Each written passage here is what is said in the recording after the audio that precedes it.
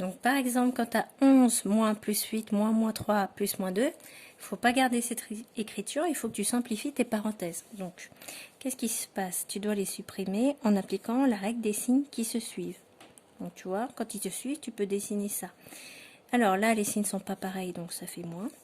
Ici, ils sont pareils, ça fait plus. Pas pareil, ça fait moins. D'accord?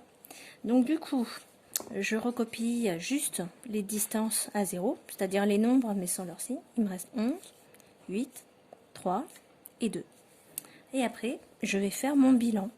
Alors je regarde tout ce que j'ai gagné ou tout ce que j'ai monté comme étage et tout ce que j'ai perdu. Donc, alors tu dois lire en fait que c'est 11, ça c'est ce que tu as gagné, d'accord? Et tu as perdu, alors ce que tu as perdu, ça commence par un moins, donc il y a moins 8 et moins 2.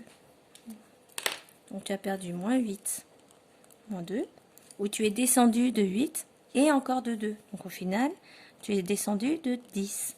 Alors quand les nombres sont dans la même colonne, en fait, on les additionne. On rajoute, on regroupe tout ce qu'on a perdu, ou tout ce de quoi on est descendu. Et là, tu as gagné 11 et tu as gagné 3. Donc, ton bilan, c'est que tu as gagné, d'accord? C'est comme si c'était plus 11 et plus 3, donc tu as gagné 14. Et ton opération finale, c'est donc 14 moins 10.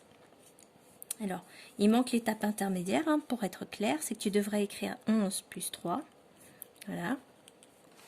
Ici, tu devrais écrire moins 8, moins 2 pour montrer que tu sais regrouper, tu sais reconnaître les nombres positifs et les nombres négatifs. Les négatifs commencent par un moins. Tu sais que ça fait moins 10 et tu sais que ça fait 14.